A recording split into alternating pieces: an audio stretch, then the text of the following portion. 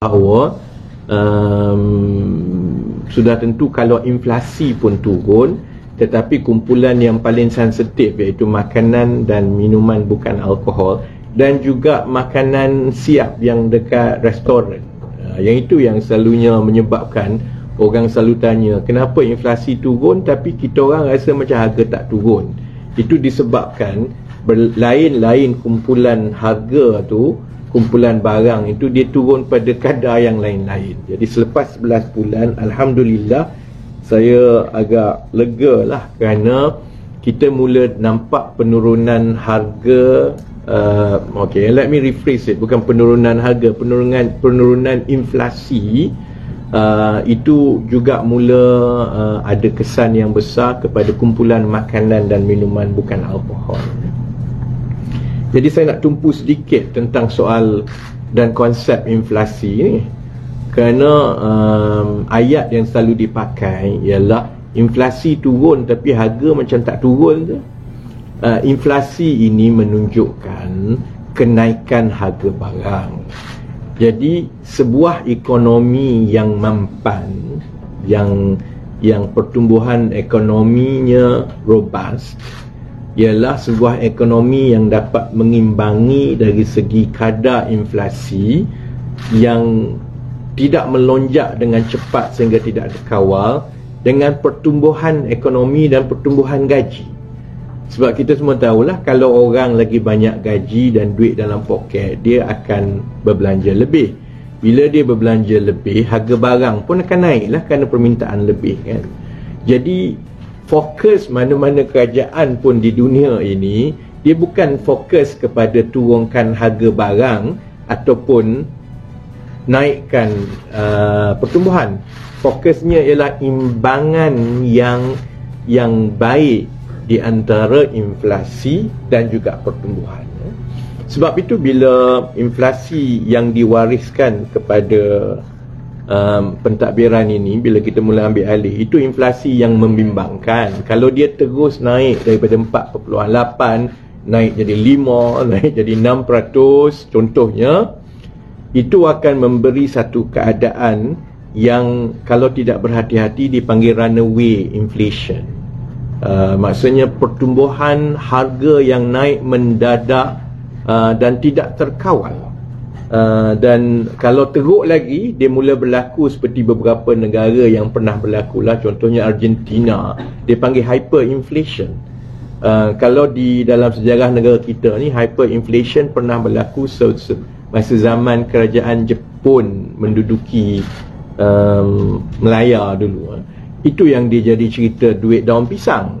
Kerana bila hyperinflation itu, harga barang naik 20%, inflasi dia sampai 15, 20, 23%, buat kerja banyak mana pun, duit banyak mana pun ada, dia tak berguna dah. Kerana barang yang kita nak beli bulan depan tu, duit yang ada tu dia semakin kurang nilai. Jadi sebab itu keutamaan kerajaan ialah untuk memastikan runaway inflation ini tidak berlaku semasa kita mula-mula ambil alih. Sebab walaupun orang kata apalah nak bising sangat pasal inflasi ini menurun di Malaysia, banyak lagi negara sekarang dalam keadaan ekonomi global sekarang yang masih lagi mencatat inflasi 2 angka. Turki saya ingat masih lagi inflasi 2 angka, dan pada satu masa yang panjang dalam 2-3 tahun yang lepas, inflasi Turki ada mencecah sampai 20%. Jadi bayangkan kalau keadaan dia tiap-tiap bulan harga tu naik sampai 20%, 20%, jadi gaji kita mustahil boleh naik pada kadar itu di mana-mana dalam dunia ini. Itu yang akan akhirnya, kalau inflasi itu tidak dikawal dan meningkat secara drastik, itu akan menyebabkan kuasa beli rakyat itu semakin lemah. Dan bila ini berlaku, bukan saja soal kos sara hidup, tapi dia akan mula ada kesan yang besar kepada pertumbuhan ekonomi negara dan masyarakat juga. Kerana nilai mata wang kita itu, dia akan hilang nilai dia daripada 1 bulan ke 1 bulan. Kita simpan duit dalam bank pun, dia tiap bulan bukan kita dapat untung, dia makin kurang dan makin kurang. Jadi itu sebenarnya satu konsep inflasi yang saya harap dari satu bulan ke satu bulan, kita ada lebih ramai rakyat Malaysia yang memahami kenapa mengawal inflasi ini cukup penting untuk dikekalkan pada kadar yang seimbang. Pada masa yang sama juga kita nak naikkan gaji. Sebab sekarang ini ialah, saya fahamlah kalau yang pembangkang tu you buat macam mana pun dia pusing. Kita usahakan untuk menaikkan gaji rakyat melalui dasar gaji progresif, sekarang dia pusing pula. Oh, dia kata lepas ni kalau naik gaji nanti harga barang naik. Dia sebenarnya mengimbangi kedua-dua itu. Sebab itu bila kita rangka dasar gaji progresif, kita ambil perhatian yang khusus tentang kesannya kepada inflasi nanti, because the best outcome is to make sure that there is balance between an acceptable inflation, yet at the same time we can see a much faster growth in household incomes. Jadi kadar inflasi yang tinggi secara berterusan yang kita lihat pada tahun lepas, sekiranya tidak dikekang akan mengikis kuasa beli rakyat, kerana harga barangan dan perkhidmatan akan naik tetapi pendapatan tidak semestinya naik pada kadar yang sama. Dan itulah sebenarnya masalah negara kita. Sebelum ini contohnya, walaupun kadar inflasi itu dilihat baik, maksudnya 3%, 2%, sebelum pun kadar inflasi itu naik sampai 4, sampai nak dekat 5%, gaji kita tu naik sikit sangat. Real wages I think in the last few years was only less than 1%. Jadi sebelum ini pun, sebelum inflasi ni naik seperti yang kita lihat tahun lepas, kita dah ada pun masalah yang kenaikan gaji rakyat itu lebih rendah daripada kenaikan harga barang.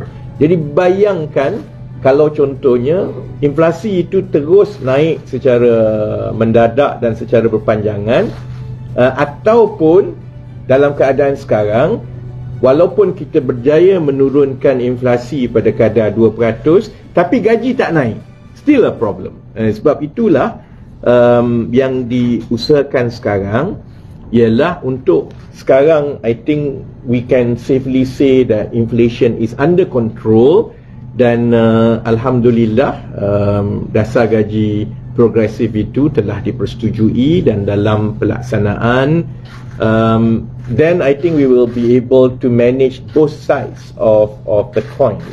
Maksudnya harga dengan inflasi terkawal, saya harap dia kekal 2% dalam lingkungan ini, dan mulai tahun 2024 bila dasar gaji progresif ini mula dilaksanakan di syarikat swasta dan sektor awam, dan kita akan mula ada pekerja, keluarga yang mula mendapat manfaat yang gajinya dinaikkan secara berkala daripada satu tahun ke satu tahun. Tapi itu pun tak cukup lagi. Itu pun tak cukup lagi.